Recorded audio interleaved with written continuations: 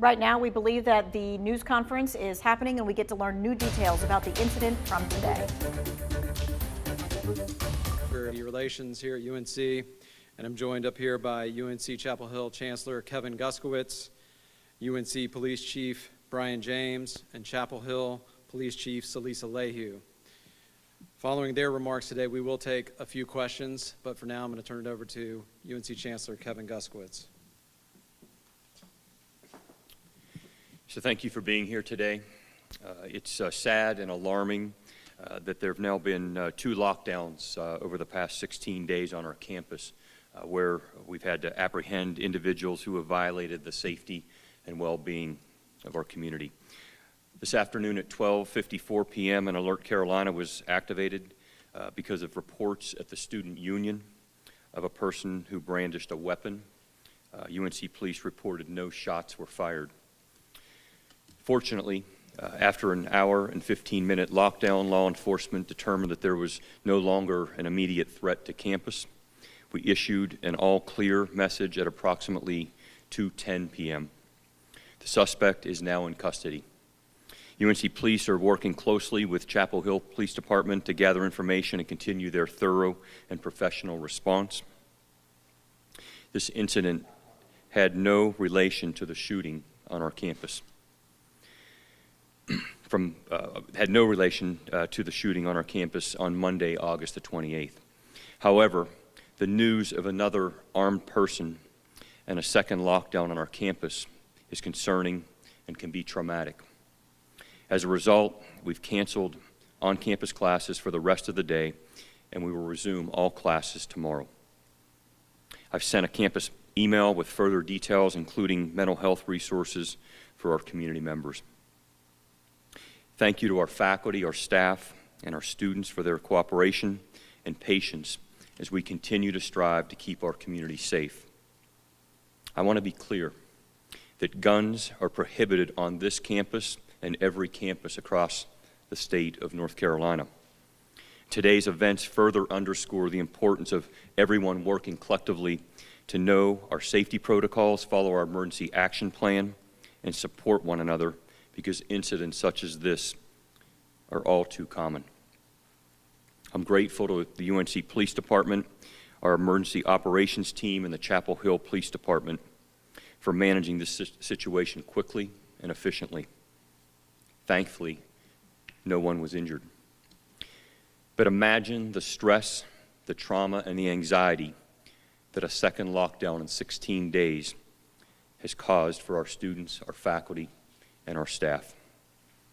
This pains me as a member of this community now for over 28 years, and I'm committed to doing everything possible to maintain the safety of all those who work, learn, and live here at Carolina. I'll now turn it over to Chief James to give you the details of what happened today. Thank you.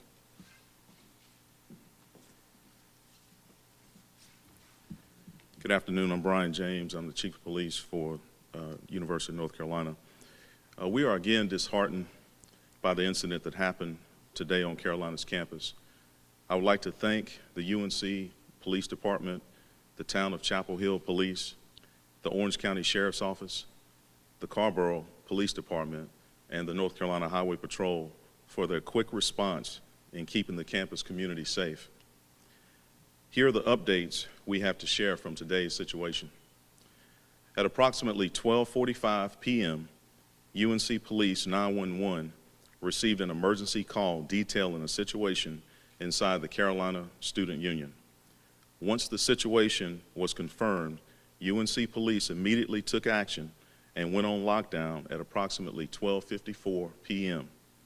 According to witnesses, the suspect confronted an employee of Alpine Bagel, which is inside the union, and displayed a firearm and threatened the employee. He then fled the scene in a vehicle. The suspect, Mikhail Deontay Harris, was apprehended by the Town of Chapel Hill Police Department at approximately 2:45 p.m. in the 300 block of Formosa Lane. Harris was arrested on an outstanding order for arrest and was being sought in connection with the incident on Carolina's campus.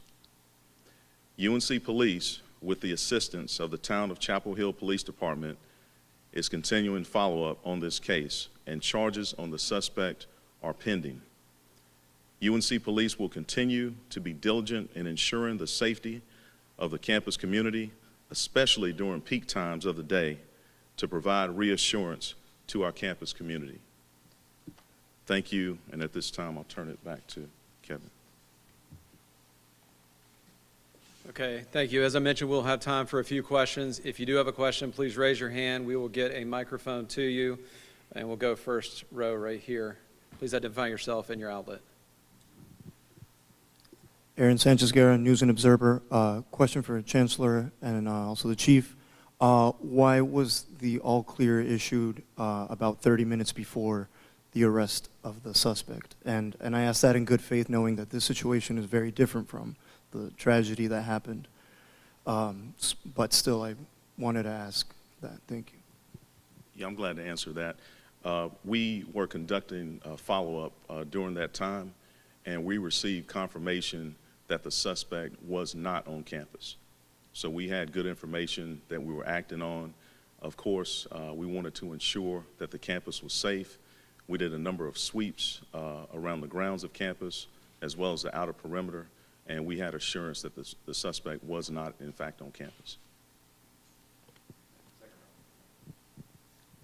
Gilad Malamed, CBS 17. Regarding where the incident happened or where the suspect went afterwards, was there camera footage or surveillance of him?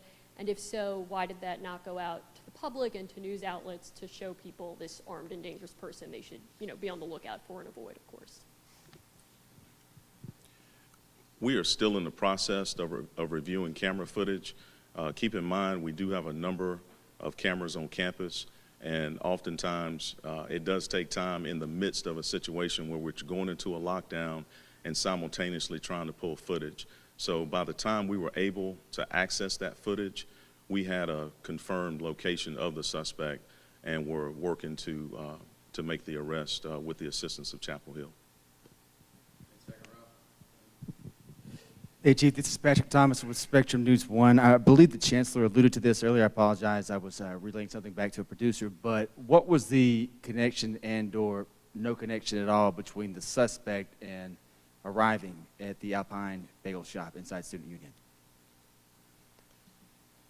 At this time, we are exploring what the relationship was. We believe that there was some type of connection. We certainly don't know what the motive is at this point. But that'll only be discovered through interviews of witnesses and possibly the suspect if he chooses to speak with us.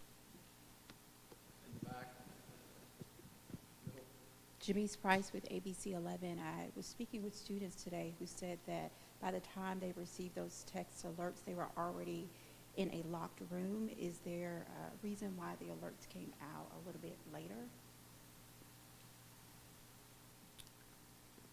So I'm not sure which students you were speaking with. What I would say is this, is that when we respond to a situation, we have to confirm it first before we go into a full lockdown. That is a concern. I would say also that throughout the country, there have been reports where people have made false calls. So it is important that we go to the location and actually confirm before we issue a lockdown notification. Those particular students may have actually witnessed something that caused them to shelter in place, which that action is totally appropriate. If they actually witnessed something, that is totally appropriate. But we do have to confirm from a law enforcement perspective before we go into a full lockdown. You have